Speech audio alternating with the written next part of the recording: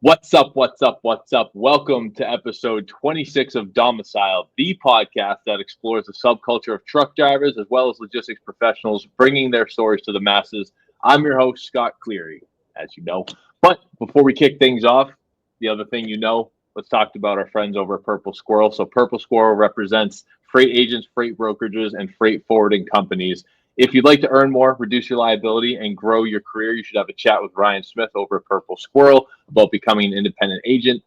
They represent multiple broker and forwarding companies, allowing them to provide you with several career offers. You have options. Let them advocate on your behalf. Paul, I know we're going to get to the guest quickly today, but how you doing, my guy? What's up?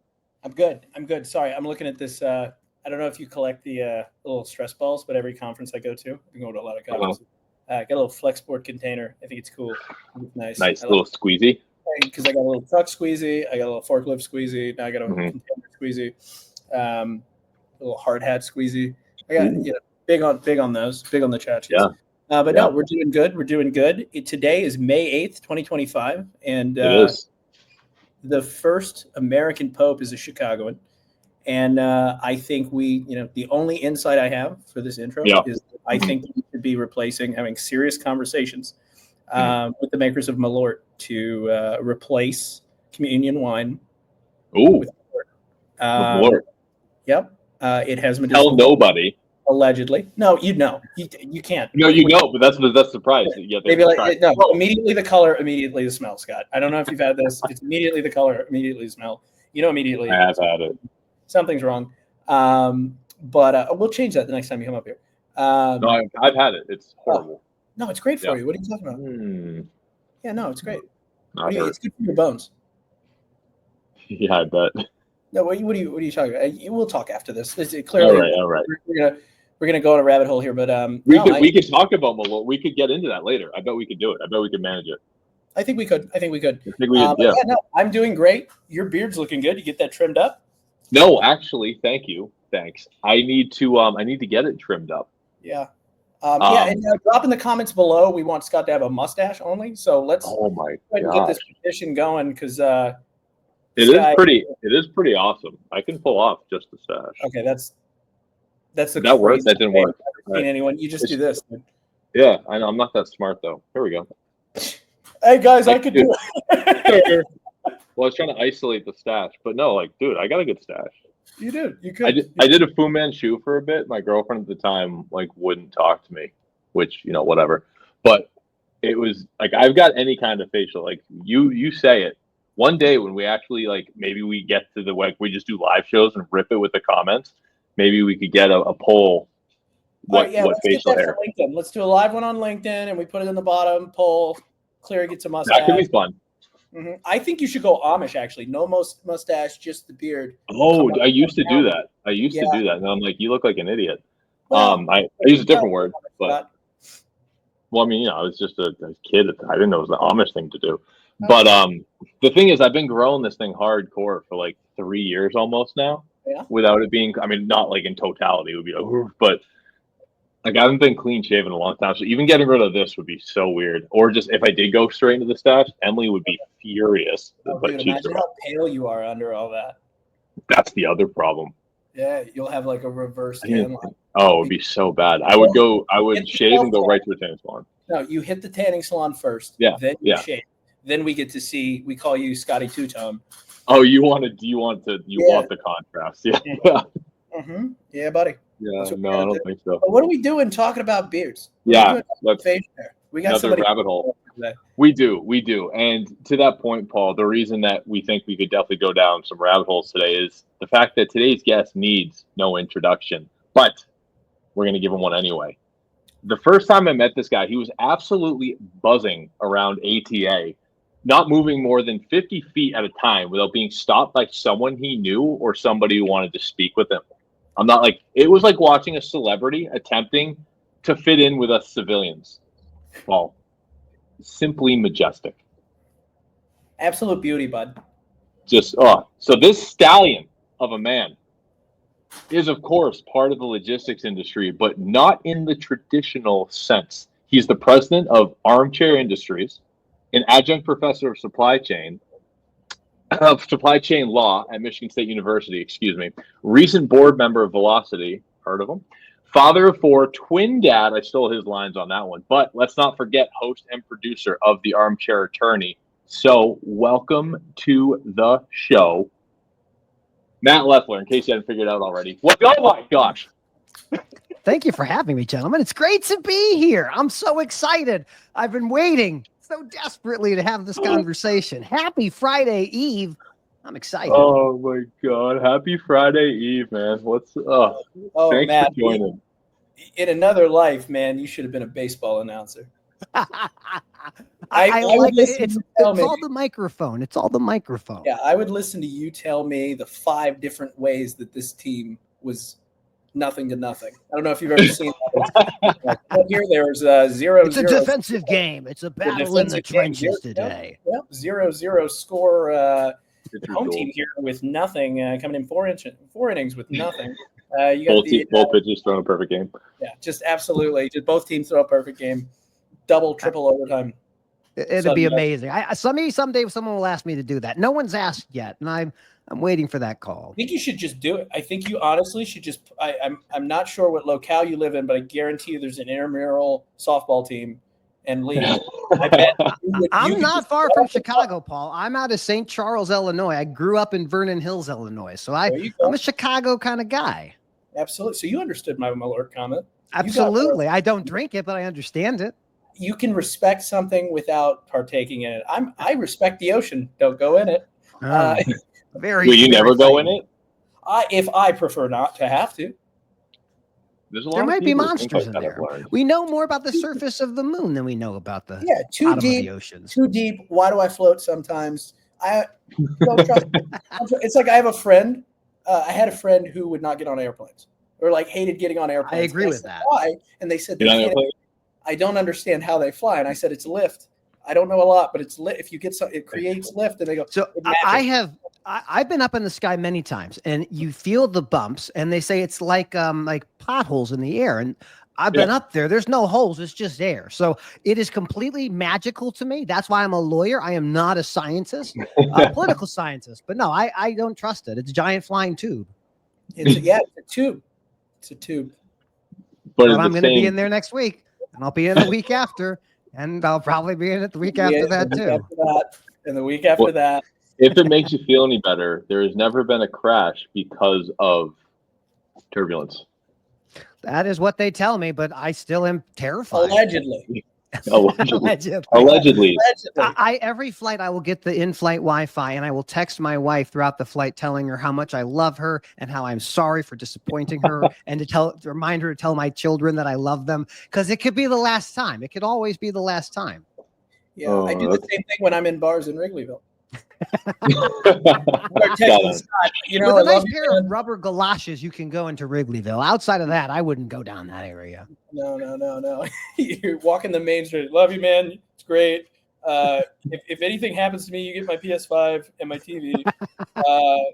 We need to talk about wills. People need to plan for their own demise. There's no doubt it's coming. Oh, it's death in Texas. Yeah, Matt. Speaking of that, I really think there's probably a market for silly wills. Think about it. Like giving random things to people?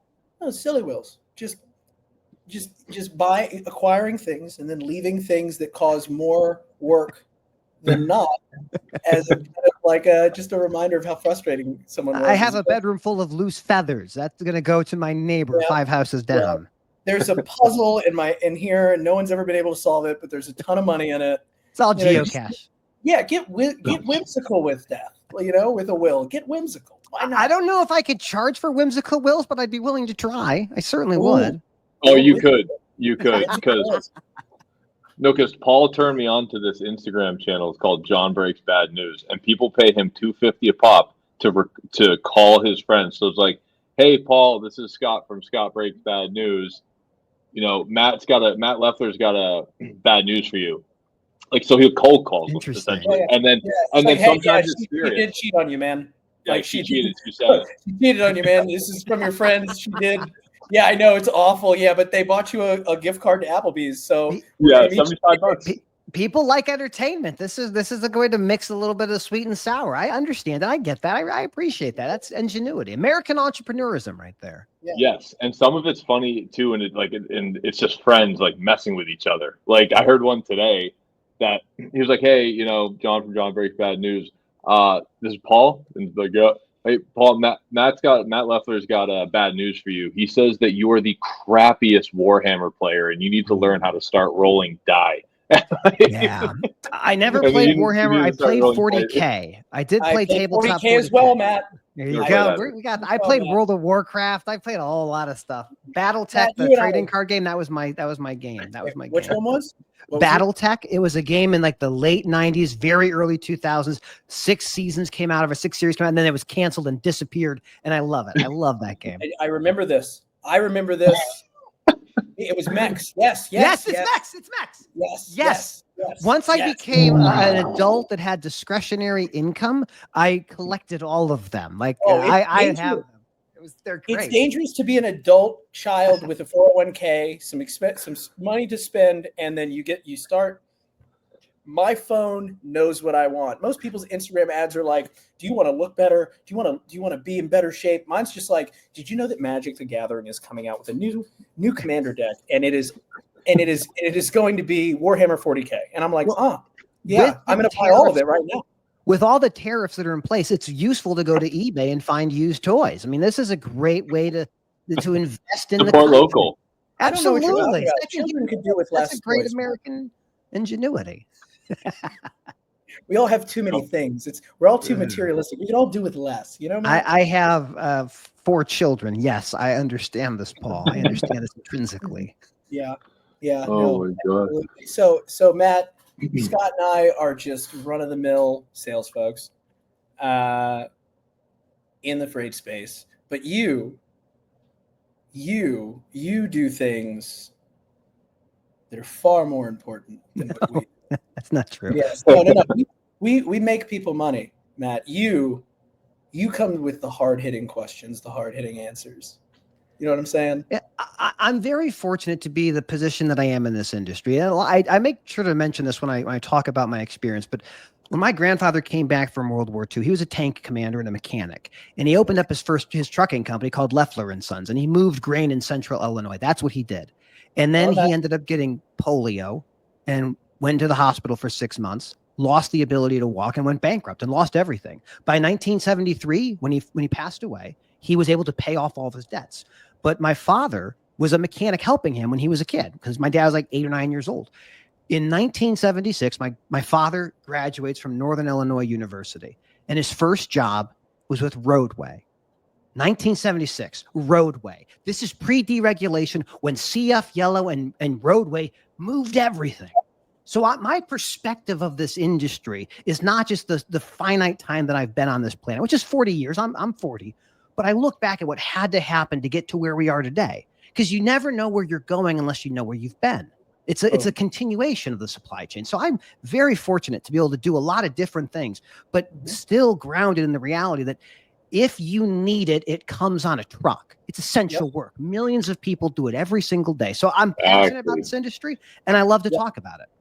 Matt, you know what's funny? What you just said is I'm a bit of a history nerd as well, a history buff as well. It sounds like you're pretty well read. I had a realization in a 1.2 million square foot facility that was doing solar panels this year.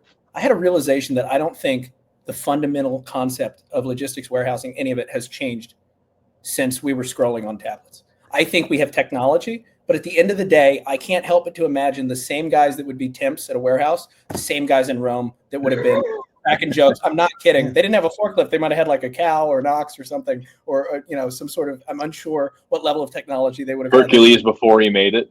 Yeah, right. They had roads, they had concrete. You're right. I mean, this is very true. The profession of safely delivering freight on time and undamaged, while the technology has changed, it is the fundamental principle behind every major military and every bit of commerce. It is a combination of collaboration, technology, and then finding the right people to make things happen. It's incredible. But I'm with you. I love understanding where we came from, because it really does inform where we end up going. Yeah, it's crazy too, because you're saying like even a military aspect of it. I'm still amazed. I don't know if you've ever seen the meme floating around of the reality that America can put like a Burger King in another country in like a substantially small amount of time. And American soft power, man, that's good stuff. It's like, man, you can get a Whopper in another country. In Egypt. Actually, maybe not Egypt. Yeah, not Egypt. No, probably they probably have a regular Muslim military base on a military installation somewhere in the middle. Oh yeah. You could get a Burger King in a trailer. Absolutely. And they're cooking, and you're thinking to yourself, like, being in this industry for a while, you're like, man, I would love for someone to go out on a spreadsheet and put all the things that had to happen to get it there, like all the thought and pre-thought and planning and like, absolutely. Anything crazy. That can ever be made can be delivered somewhere in this planet. And that is the incredible power of, in America, $1 trillion a year industry. It is incredible where we are able to go with what we have. And we are just now entering a brand new age of transportation that in 10 to 15 years, we're going to look back and go, we were a part of that transformation. It'll be just as significant as containerization, just as profound as deregulation. The age of automation is in front of us. And it's terrifying, it's exciting, and it's something that is, in my opinion, absolutely inevitable. Yeah, but it's I hear you when you say terrifying. My brain goes to, is it terrifying? Yeah, but what are the opportunities? And like, the thing that I'm always excited about, I just came back from IWLA, the International Warehouse Leadership Association. Awesome group of people, by the way. And even the way they're thinking, like folks are thinking about that in the 3PL space, right? Of like purely warehousing is, I think there's like a mix. There's a group of people that are walking around going, oh, it's going to change. And there's kind of that, and then there's those folks that are like, wait, what's the new opportunity? I'm going to be able to do what? I'm going to be able to, eventually get a robotic arm that's maybe this big that can kit very small things that are, and I might not have to have, it might not be super labor intensive to do really, really annoying things. And wow, could I do that in, at a certain temperature for pharmaceuticals or nutraceuticals or supplements or things of that nature? And like, talking to people who are able to pull revenue out of 10,000 square foot facilities. And you're like, what do you mean? Yeah. How are you doing that? How have you figured that out? And you start it's incredible, the stuff that's going to change. I agree with you so much. I get so nerdy and excited about this stuff. Well, when I taught my class this spring, one of the things we began with was understanding containerization. Like, what was that like when you decide to try to make a standard way to move things across the globe? 50s and 60s, like McLean was a brilliant man, but they didn't want to do it. What drove the adoption of containers in America was the Vietnam War. We built the port of Oakland to support that war effort. And if you look at what the longshoremen did back in those days, in the 1970s, they went on strike for 140 days. You guys remember last year, the longshoremen on the East Coast went on strike for 3 days. 3 days. Yeah. And you look at what happens. President Nixon intervenes and forces all of those workers back to work. Go do your job. And the longshoremen knew that technology was going to be something that you could never stop. It was so cost savings, and it ultimately reduced their headcounts by 90%. So it is inevitable. I'm a trends and forces kind of guy. I believe there are important people, but really it's about the trends and forces of the technology around us. You can't opt out of them. It is inevitable. And if you understand where it's going, you can make sure you're ready when that takes place. But I love the history of this industry. It's fascinating. Yeah. It's so awesome too, because you think about like myself and a lot of other folks, a lot of folks that joined this industry joined in mildly pre-COVID or during COVID. And a lot of people came into an industry and got a wealth of knowledge of all the things that could go wrong all at once. And then were immediately pushed into, almost a euphoric state. And then everyone's making money. It's always like this. Like, it's a cycle up and down. It's usually like this right now. This was supposed to be the recovery year. That's that's happening right now. No, but this is like a prolonged. Now we're in like a prolonged, the Great Freight Recession, right? And it's like I see it on Bloomberg. People that don't even talk about our industry, the average person cared about it during COVID, no longer cares about it, right? They use the buzzword supply chain and. They don't know all the pieces of it. And heck, I don't think we know all the pieces of it, even being in it sometimes. But like every once in a while you see it on CNBC or Bloomberg or this or that. And they're like, oh, well, we look at this. And it's just right? Well, And the container imports are like 50% down. Like it's manifestly different. But I would say, like, one of the things I really enjoyed about, even before COVID, Amazon created this effect where you would mix the product and the supply chain that brought it to your house as the experience. And so we started as a nation to be more interested in how supply chains work, because we really like that convenient factor, but we are addicted to fast and cheap freight. And that is at the expense of the safety of the American roads. I mean, this recording is not coming out for a little bit, but next week, as we're talking, is International Road Check. And you're going to have thousands of vehicles inspected. And I will call it right now, 20% of them will be unsafe at any speed. And that's the norm in our business. And I use this analogy because I think it's a good analogy. If you had to buy milk from me, I had 5 gallons of milk and one was unsafe, you would say, Matthew, I would prefer not to buy milk from you. And I'd say, that's not your choice. You don't get to choose. You have to buy from me. And one of them is dangerous. That's our supply chain. It is bananas that it's like this, but that's the norm that we've accepted. Yeah, it's crazy too, because when I talk to folks outside of the industry, especially in finance or engineering, that they work in like mechanical engineering or something of that nature, maybe they build a widget, right, or design a widget. I don't think people outside of it really understand how like decentralized our industry is. Like, I remember seeing a stat when I first came into this industry. They were like, it's like a $1 trillion, right, massive industry, and it's like the biggest players in the game have like 3%. Yeah, I remember seeing that. And it's wait, how are we so inefficient? How is the market so inefficient? And then the longer you're in it, you're like, oh my gosh, the number of variables is such a multivariant issue to the umpth power that it's impossible to predict, to do anything other than like. This kind of goes to the second great innovation in our industry, which is deregulation in 1980. Yeah. And if you look back in 1980, there were 18,000 motor carriers, 18,000. Today, there's 550,000. The average compensation for a truck driver in 1980 was $38,000 a year. Adjust that for inflation, it's $130,000 a year. 70 to 80% of every truck driver, every single one of them, was union Teamsters. The problems that we see in supply chain are not accidental. These are intentions that are made when you deregulate the business. You explode the fragmentation. And what it does is it reduces the cost for you and me to get things delivered. And we like things to be cheap, but there is a cost. There's a trade-off. And that trade-off is something that we live with every single day. It is inefficient, but it's more efficient than a heavily regulated, unionized environment. So there are pros and cons to everything. Yeah, it's interesting you say that. I hadn't thought of it as that, right? I wasn't alive when there was when it was regulated, right? You and me both, man. Yeah. So like, and we've had a couple folks on that drove, right? Drake, shout out Drake. Yeah, shout out Drake, great guy. They drove pre and post, and like some of the differences, even from a cultural standpoint of how drivers treated each other, how they were treated, that shifted and changed. And it's really interesting, like, to think about that as an intentional force in a market. Yeah, an interesting way to even think about, like a practical way to think about this. If you are a Teamster and that truck that you're told to get in is not safe, you say that's not safe. I'm not getting in it. If they force you in that truck, there's going to be a grievance, and that manager may lose their job.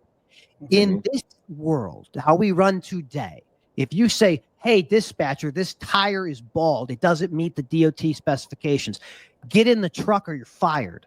That's the difference of the industry. And that happens that often, that it's a talking point? There's a reason why they're forced into it? Yeah, so it's a really good question. So the way to think about this is that drivers are trained and they're legally required to do pre and post trip inspections. You have to look for defects. But in this world that we live in, everything is just in time. There is no wiggle room. And if you're not moving, you're not earning. The Teamsters, the unions, they were different. Their ways of making money was slightly different. And so you do absolutely have that. The other piece of it is now it's a bunch of small owner-operators, small fleets, who do not know how to maintain their assets, do not know how to do proper pre- and post-trip inspections. And so they're being told by the broker they have to get moving. And this creates this dynamic where a single breakdown can bankrupt a trucking company right now. And so we're in an interesting moment in time where people are white knuckling through the freight recession, hoping and praying to survive. And they may not, because it's not going to get better. We're going to see a ton of bankruptcies. But to your point, Scott, like the question, yes, absolutely it happens. And then drivers are encouraged not to do that, not to report things. So then the next driver finds it. And that trailer doesn't belong to me. I'm not going to inspect it. There's so many pieces that when you peel the onion back, you go, this is why people are frustrated by the industry at times. We are very agile, but we are on a very shaky foundation as an industry. Yeah, it's tough too, because Scott and I both being in sales, right? We've all seen it when the incentives are just a little bit misaligned. Absolutely. And it's like, well, you're paying me to do X, so I'm gonna go sell X. And they're like, well, we don't want you to sell that much. It's like, well, I'm sorry, you're paying me a lot to sell this. And if I want to make money, which a lot of my compensation comes from this, I'm incentivized, and you're incentivized. Once you get into management, you realize, oh no, we're incentivizing the wrong behavior. But as a rep, you're like, absolutely. Money. And it's the same thing for them, I imagine, which is I have to make money. I'm incentivized not to do a trailer track. I'm incentivized to drive with bald tires. I'm incentivized to do these things. And that's right. That's kind of. And then when you have the international road check, you look and say, like, what's out of service? Brakes, lights, and tires. BLTs. Delicious sandwich. Very dangerous on your assets. With little mayo. Got to throw some mayo on there too. Absolutely, 100%. That could be the mud guards. Mud guards. I was gonna say mud flaps. Yeah, I was like, what's the M? Mud guards. There you go. Absolutely. So I mean, we have the supply chain that we deserve. That's my professional opinion. This is what we've asked for, and we might be unhappy with it, but that's the reality. We've made the choices to have most motor carriers that are running today. The legal requirement for insurance is $750,000. That hasn't changed in decades. And every time they try to change it, they get resistance from OIDA and the ATA. They're never going to increase the insurance limitations. Because insurance is crazy. Insurance is completely insane. Yeah, I mean, and that's driven by a lot of the verdicts that we see. We see $100 million here, $400 million there. I mean, you see these things happening, and the insurance industry needs to raise the premiums to cover the anticipated losses, even though one big accident, most motor carriers are toast. They can't survive it. Yeah. And plus, like the $100 million payout, like they're not actually paying out that much. It's more of a statement than. Unless you're Werner. I mean, that they have the money.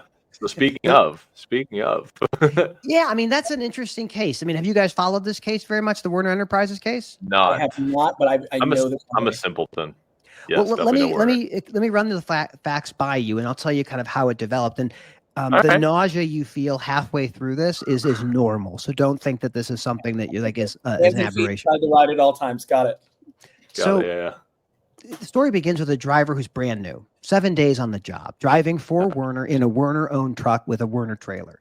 The driver has a trainer, and that trainer is asleep in the berth because our industry, for everyone who doesn't know this, trainers and trainees behave like teams. They are teams. One drives, one rests, one drives, one rests, and they rotate. So the trainer is not watching what the trainee is doing. It is snowing. Driver is going 10, 15 miles below the posted speed limit. The driver never loses control. The driver is in their lane. In the opposite direction is another vehicle. It's a passenger vehicle, and it is traveling too fast for conditions. Why do we know they're driving too fast? Well, they lose control. And that little SUV or little pickup truck crosses 40 feet of median and collides head-on with the truck operated by Werner. And one child is dead, one child is quadriplegic, and another sustains significant brain injury. And the question we ask is, who is at fault? Who is responsible? This went to trial in Texas, and the Texas jury returned a verdict. And they said the driver for Werner, the guy who was going under the posted speed limit, never lost control, stayed in his lane, was found to be 14% responsible. 14%. The driver for the passenger vehicle, the one that lost control, crossed the median, and smashed into that truck, incurred into their lane, was found to be 16% responsible. I see that. Yep, I saw this coming. I'm not a mathematician. I'm not Ken Adamo. I'm not Jason Miller. I'm a lawyer. But we're missing 70%. And that 70% was determined by the jury to be Werner Enterprises. The argument that was advanced. Oh, I was waiting for the trainer. Okay. Oh, no. It's the company. What they said, what they were able to prove to the jury was that Werner had a practice of training people to drive in adverse weather, and this driver didn't receive that training. Now, for anyone watching and listening, there is no requirement of the FMCSA that you are trained to drive in the mountains at night in inclement weather. That is not what you're required to know. And then Werner also had a snow advisory kind of group that would say normally you'd slow down a little bit. But again, the driver never lost control, was not speeding, did not get a ticket, and was found to be liable. The dollar amount was $100 million. Now, Werner, like any other normal defendant in a litigation, appealed. They went to the next court up, the appellate court, and they said, we don't think we should be responsible. We didn't cause the accident. They came to us and they hit us. And the appellate court said that's an interesting argument. We don't agree. And now that verdict went from $100 million to $130 million because the interest compounds. This is how you learn about compounding interest in litigation. Well, it finally went to in a lawsuit. Absolute post-judgment interest. Absolutely. So it goes. I've never heard of that. Wow. The final court of appeal, the Texas Supreme Court. It was argued in the very beginning of December of 2024. It is now May 8th. As I'm looking at my calendar, we do not have a verdict. We don't have a ruling by the Texas Supreme Court. We will have it any day now. But this case shows what can happen. Now, Werner self-insures for the first $10 million. They have $10 million to throw at these things. But they also have an umbrella policy. And they are able to pay this judgment. But if it gets upheld, what will that do to our industry? It's insanity. But that case is wild. Matt, I got to ask. The precedent that sets is driving a vehicle on the road as a motor carrier is too high of a. Why would you take the risk to be in that business if you have no expectation that it doesn't seem like a fair playing field? I think what ends up happening is big motor carriers park their assets in bad weather. There's no reason to risk it. The smaller carriers, they're going to continue to go. They'd go bankrupt and they'd make another company in a year or two. That doesn't matter. They will keep running. But this idea, I try to tell this to people who aren't in trucking. Imagine you're driving home on the highway and someone comes at you and smashes into you. And your fault. You're the one that has to pay for it. Now, this case is brand new. It's still percolating in the appellate process, but it will set a dangerous precedent all across this country. It'll mean in higher insurance rates. It'll mean motor carriers that are unwilling or unable to move in certain weather patterns.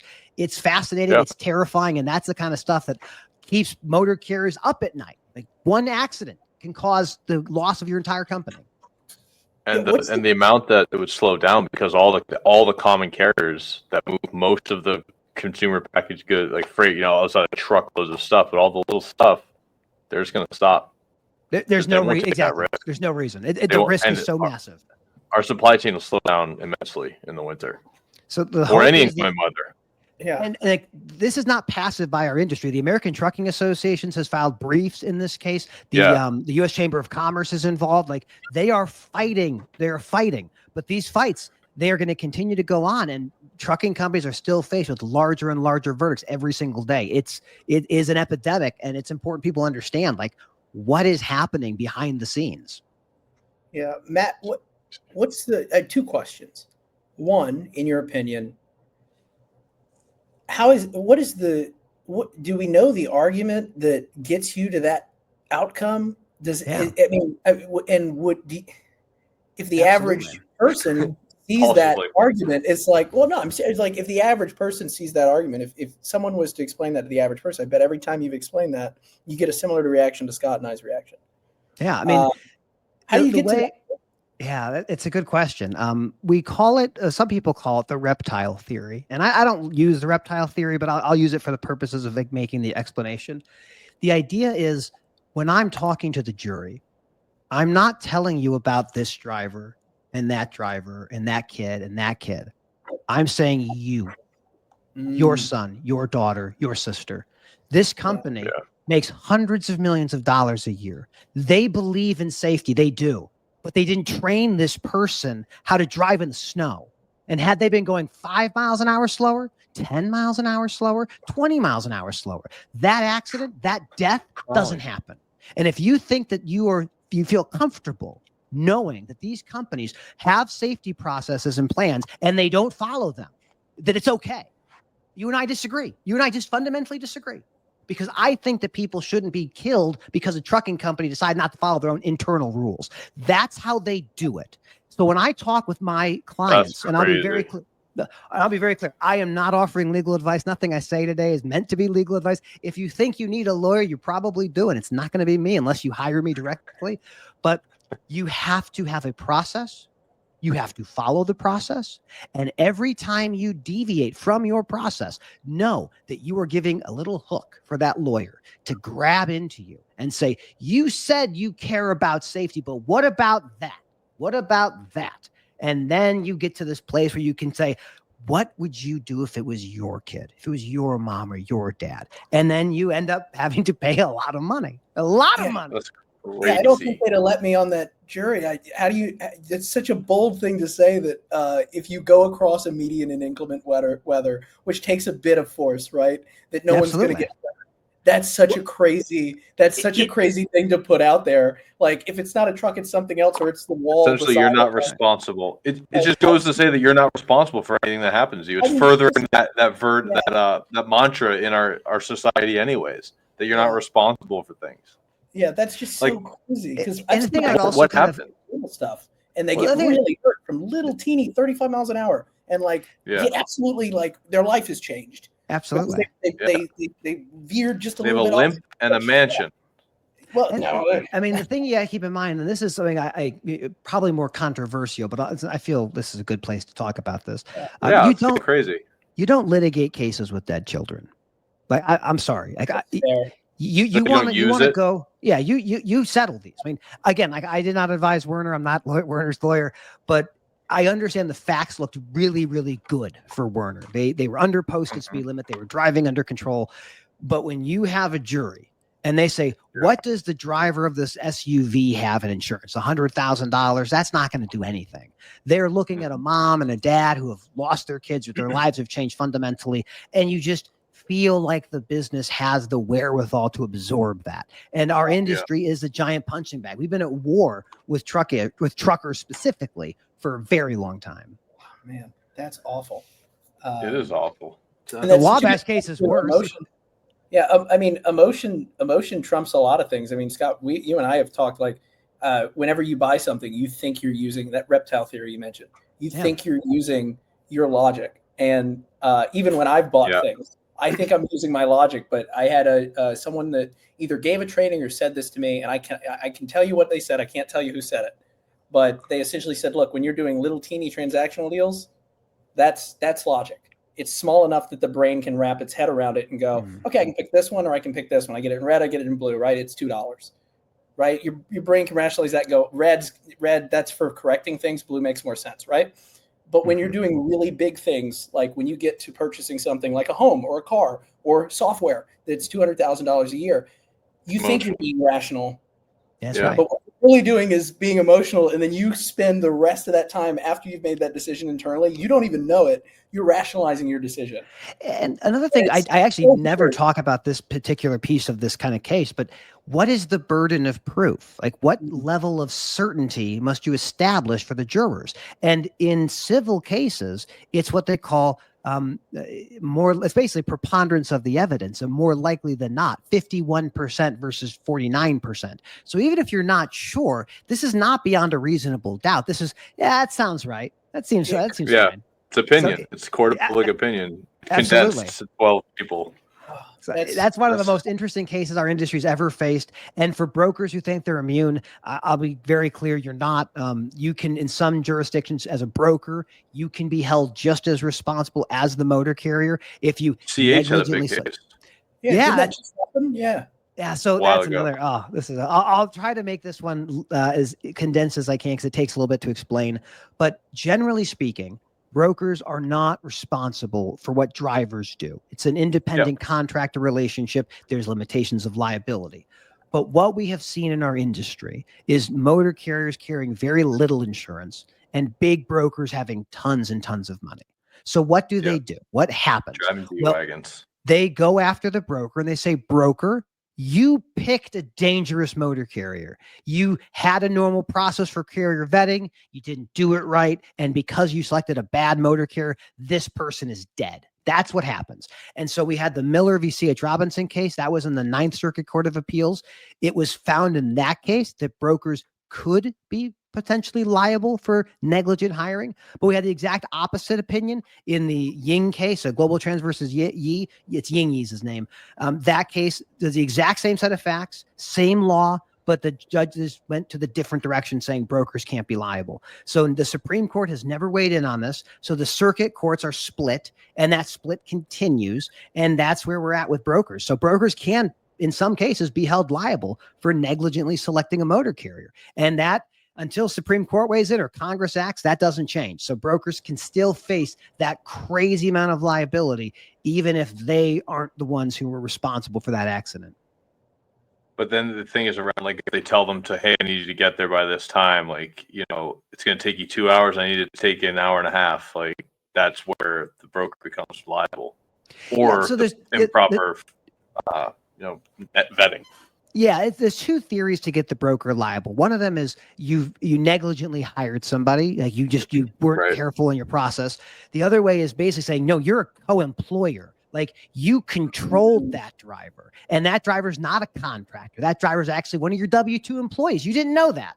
And that's why brokers are very careful generally not to control the driver and say, you must use this route and you must go this speed and wear this uniform. But when the Amazon guy comes to your house or the FedEx gal comes to your house, those aren't employees of Amazon or FedEx. Those are independent contractors. So it's a very interesting world. Lots of legal stuff to make sure you can protect yourself from liability.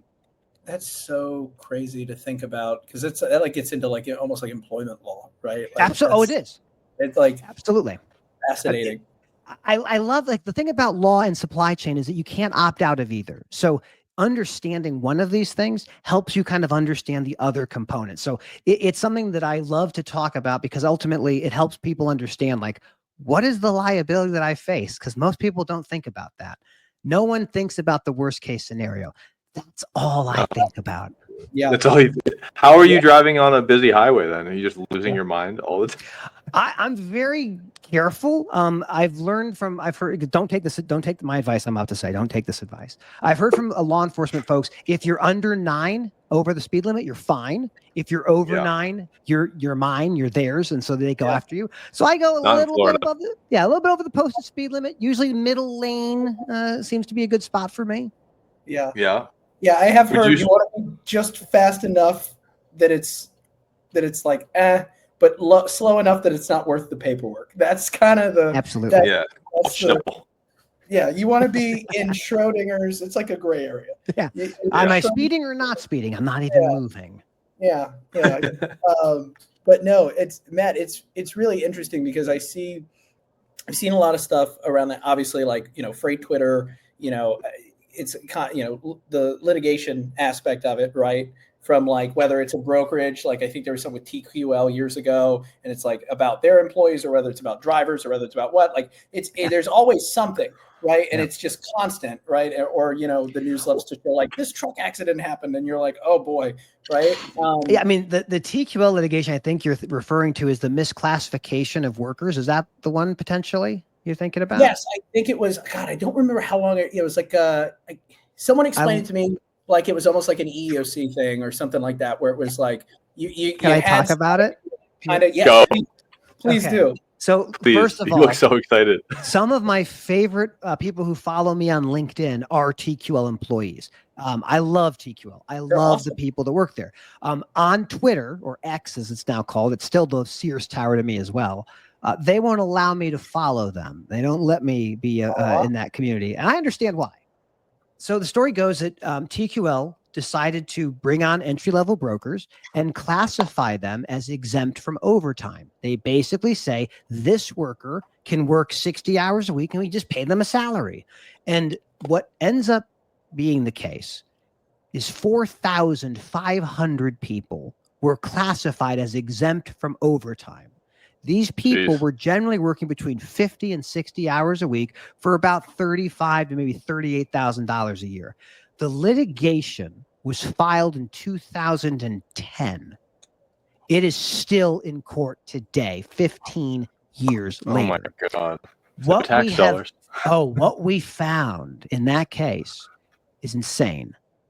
What we learned was that this is public information too, right? Yes, Ken Oakes was deposed. Yeah. This is all public. The junior account executives or logistics account executives or logistics account executive trainees, the LAETs, these folks were working 60 hours a week on weekends, on you had to go in one Saturday a month or something like that. And most of what they did was clerical. They were answering phones, calling motor carriers, doing cold calls. And the liability that TQL faces is likely around $100 million based on who and how many people were misclassified for this period of time. Now, when it was asked to the CEO and founder of TQL, why did you make this decision to classify them as independent or as not exempt from overtime? Exempt, yeah. He said, TIA told him. They said, did you call your lawyer? He's like, no. Did you call outside counsel? No. You just asked TIA, and that's what you did. So they were found to not have acted in good faith, doubling the amount that they have to pay. That went from $100 million in potential liability to $200 million in potential liability. And the reality is most brokers operate in a similar fashion. They pay you strictly on salary when you're initially in the brokerage space, and then they'll convert you to commission or they fire you. And so you have TQL with their non-competes, which are absolutely awful, abysmal, ubiquitous, awful documents, awful. But they also misclassify their workers, and they litigate that case to this day. And it is one of the interesting things about misclassification is, one, you can't insure it. Like, you can't buy insurance to cover you. And two, any leader who knows can be personally liable for the entire amount. So TQL is going to be fine. That's like 1/4 of profit potentially. Yeah. But it's a crazy case. And again, it's one of these fundamental questions of supply chain is labor. It's always about labor. Like, deregulation was about labor. Containerization was about labor. Automation is about labor. And when you can't get your workers domestically to be exempt from overtime, you offshore it. You send it overseas. Now the liability disappears. So again, like, there's all these things happening simultaneously. And my job and my goal is to grab the threads and say, this is how they work. This is why they're like this. And if you're surprised, you shouldn't be. Let me explain why. And that's what I get excited about, because this stuff is accessible. It's just hidden behind Pacer accounts, and you have to log in and all this other nonsense. It's so fascinating too, because I think, like, you know, if you told that story to someone in manufacturing within the first like 30, especially if they had been around for the last like 40 years, they would immediately clock that if they're in leadership and be like, how did they did what? Like, do you know what I mean? Like, if you said it to someone that had been in industry or that is like, but in our industry, you're right. Like, it's so interesting how different like our space is. Many brokerages have been sued for misclassification, and they've lost those lawsuits because misclassification is something that they do all the time. And in many cases, it's cheaper just to pay the litigation than to comply from the very beginning. Because if you do that, the cost to work with your company is higher. And in this industry, we are chasing faster, cheaper, faster, cheaper. And then we act surprised. Like, oh, that seems really weird that would happen. No, it's not.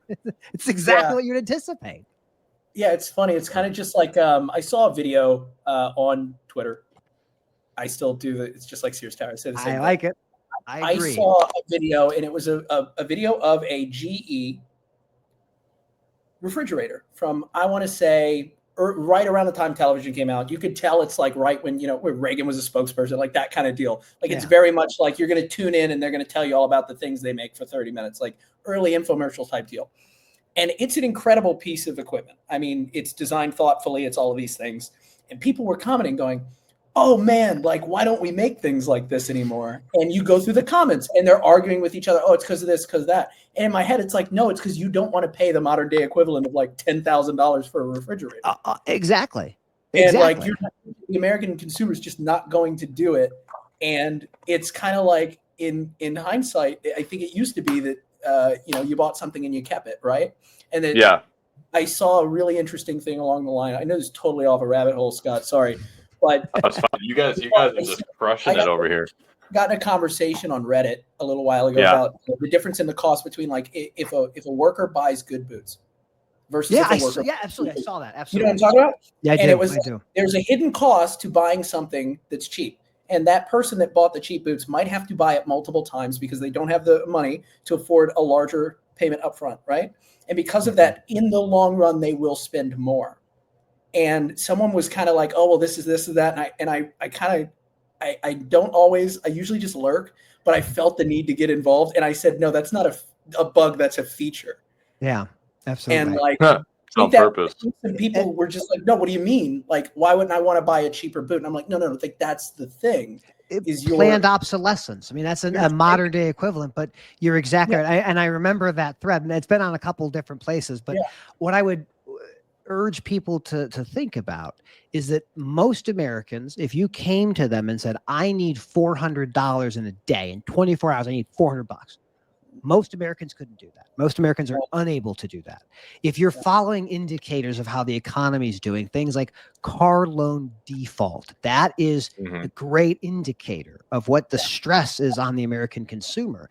And people also like to pay way too much for cars they can't afford. Absolutely. And it's this addiction. It scratches that itch. Like, I'm not a hunter-gatherer. I'm going to go online and scroll them by. Oh, it's here in a day. I'm so glad I have this. And you just got to be reminded, this is the nature of what, again, we have built. We outsourced most of the manufacturing overseas, and we get stuff brought to us cheaply and efficiently, and then we don't really ask a lot of questions. We are hopefully going to start asking more questions as time goes on. Yeah. Well, I mean, one would think, right? One would think we would. No, we won't. And if we do the same thing we've always done. Right, because if we keep asking the questions, that means we're not going to have the excess that we're used to. Things are, and if jobs come back to the U.S., products come back to the U.S., it's going to get more expensive. Like you said, Paul, the refrigerator, no one's going to want to pay for it. It's like we have lived in this excess since, around Reagan, right? Since around then, and it's just. And not from a political standpoint, just timing. And we're starting to pay. Yeah, but we're starting to pay for it. Post World War II is when we really blew up. There's a really interesting thread I want to pull that I'd love to get your guys' thoughts on. So one of the things that when we had Liberation Day on, I think it was April 2nd, it's like, okay, well, what is this? Or maybe it was May 2nd. I don't know. One of these days not long ago. I think it was April 2nd. Question was like, how does the president of the United States have the authority to essentially declare a global trade war across everyone? Where was he get that power? And I had to do some research because I had to teach my class about tariffs. I needed to understand this. And there's this act of Congress called, and I think it's similar. This is probably the name of it, but I might be off by one or two things, but it's called the International Economic Emergency Act of 1977. This was signed by Jimmy Carter. And what it did was it said, if a president declares an emergency, the power that they have is insane. That's power of the executive branch in an emergency is absolutely stunning. Now, what dictates an emergency? Yeah, I'm Googling this now. It's kind of insane what you can do. You can do some really insane things. We as a nation have not declared war on anybody since Germany in World War II. We declared war on Japan when they bombed us, and then Germany declared war on us, and then we declared war on Germany. We have seen the increase of using military force without any advice and consent from Congress. You can send people out, you can claim it's a police action, and then Congress can choose to support you or not support you. But when is Congress going to say, let's not send food to the troops that the president deployed? So back to the tariffs. You can assess an emergency declared unilaterally by a president and then say, I'm going to change the tariffs for everybody. Congress can act. In that act I cited, the International Economic Emergencies Act of 1977, Congress can say, you don't have the power. We don't want you to have this. We vote against it. The president can veto that. So the only way to overcome that veto is with 2/3 from Congress, both the Senate and the House. And in this economic environment, this political environment, it'll never happen. It'll never happen. Nope. And when I talk to conservatives, and I identify myself as a conservative on a lot of different issues, would you want your worst enemy to have that power? If you have your guy or gal doing it now and you're comfortable with that, normalizing it, and the next person comes in, you despise them, you hate them for everything they stand for, and they do the same thing. I come back to the point of saying the ends cannot justify the means. Mm-hmm. If you like the outcome, cool, but it's how you get there. And we have never had an executive branch as powerful as we have now, regardless of Trump. This has been going on for hundreds of years, the growth of the executive branch. And I think the biggest problem for all of this is American politicians identify as party first, institution second. I'm a Republican and I'm in the House. I'm a Democrat and I'm in the Senate. No, you are a senator or a House member. You need to hold on and protect your power. Our founding fathers would look at our Congress people today and say, they'd be so upset. Get them out. Get every They'd be upset with, they'd be upset with the whole thing. They'd be upset with the whole thing. They'd also be amazed with some of the things we've done. But yeah, they'd be like, you did what? Yeah, it would take about 6 months for the shock to wear off, and then they'd be upset. They'd be like, you guys figured out how to do what? Wait. They'd be like, George would be like, Thomas, get Benjamin. We need the muskets. They finally figured it out. I don't even know. They got bigger muskets. Wait, they don't have to load them the same way.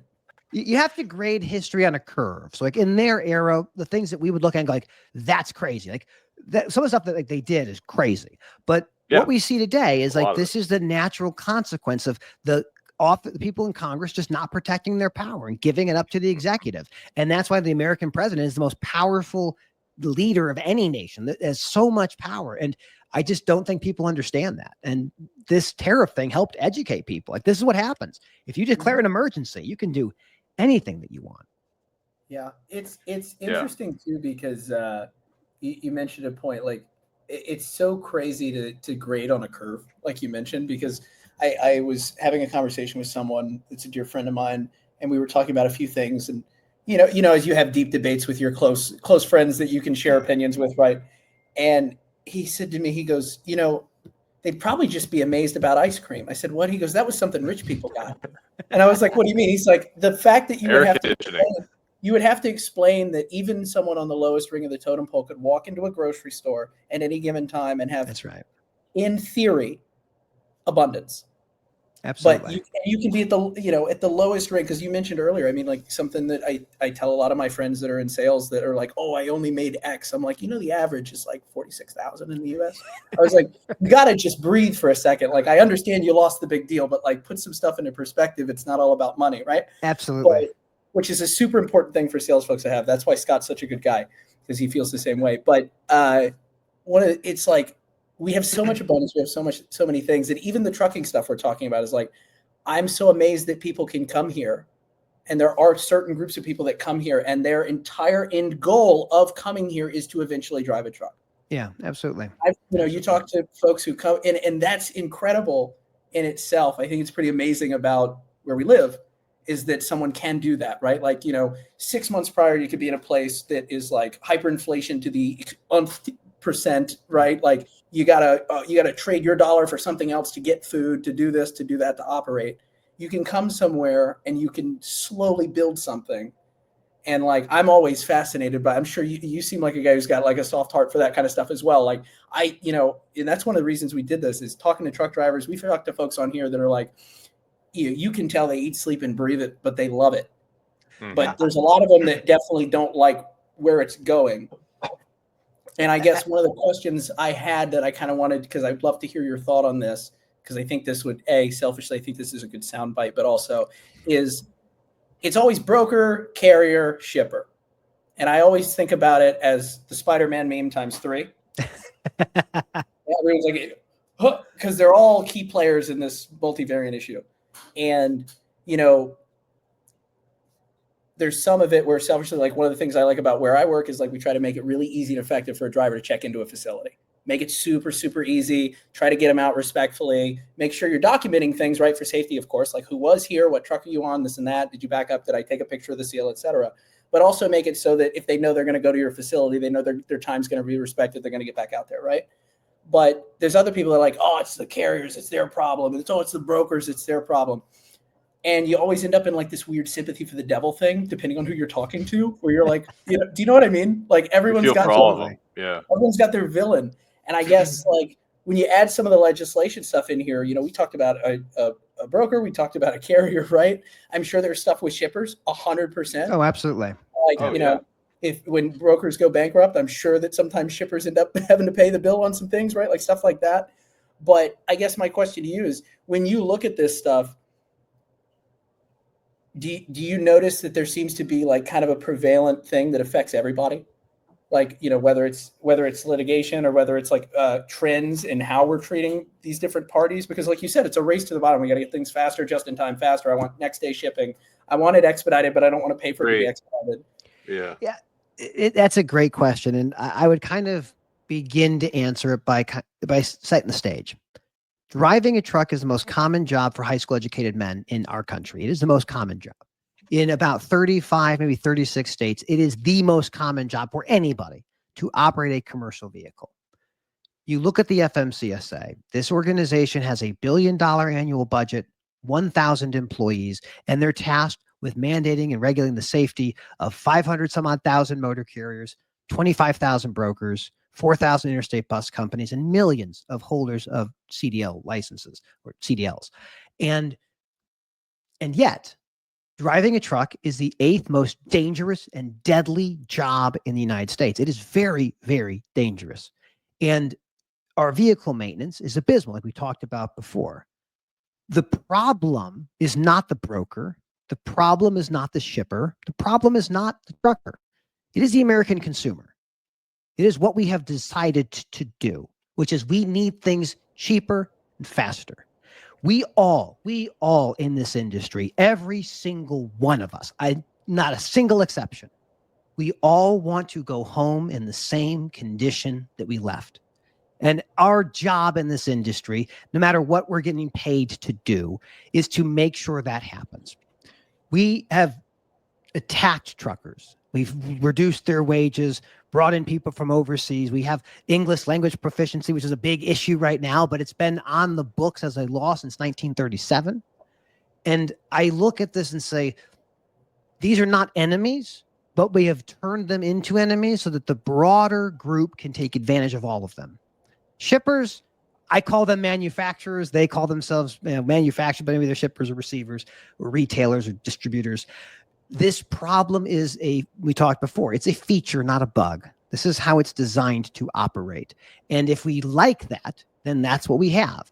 If you want to change it, it requires a lot of effort. And I just don't think people have the courage. Now, the final piece that I would say is that all of them have to wrestle with automation.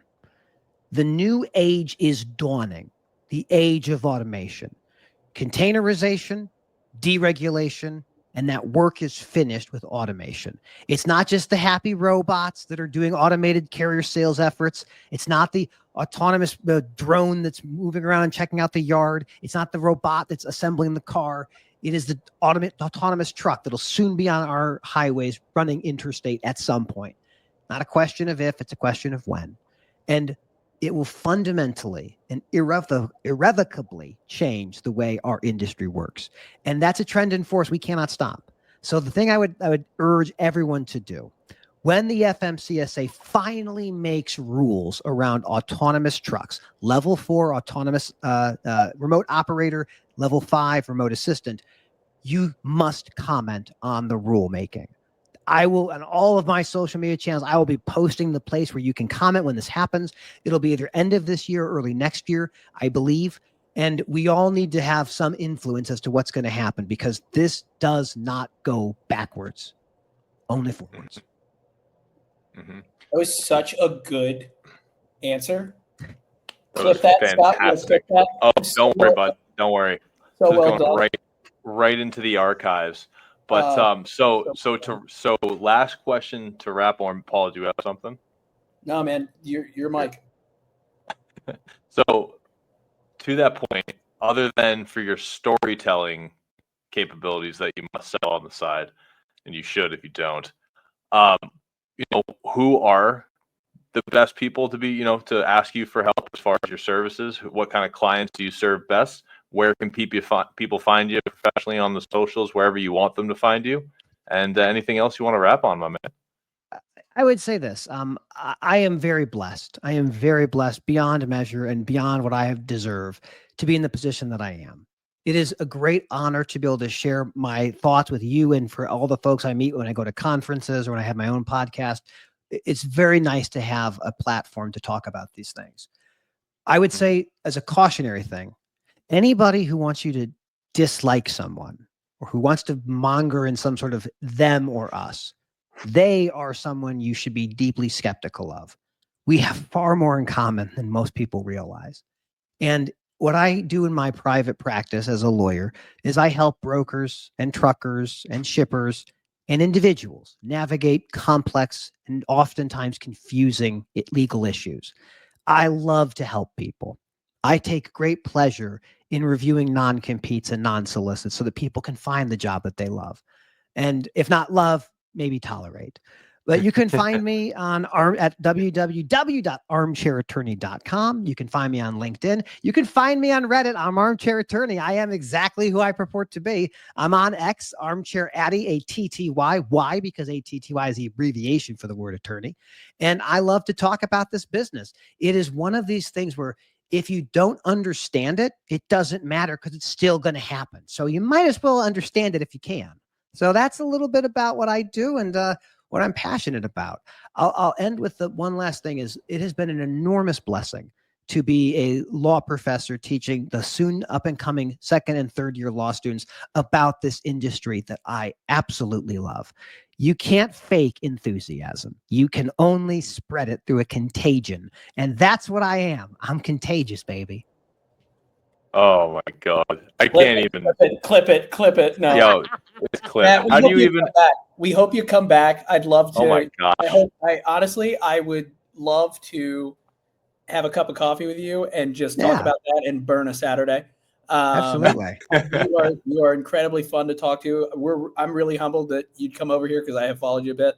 And I think it's really great. We have a lot of fun doing this, but clearly you've helped us level up our game by coming on here. That's very kind of you to say. I'm grateful for the opportunity. You guys have done a great job, and it's been a really fun conversation.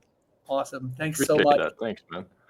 Well, hey, awesome. So to everyone listening who made it this far, if you didn't, you missed the good ones. But per Paul's request, it will be clipped. Don't worry, buddy.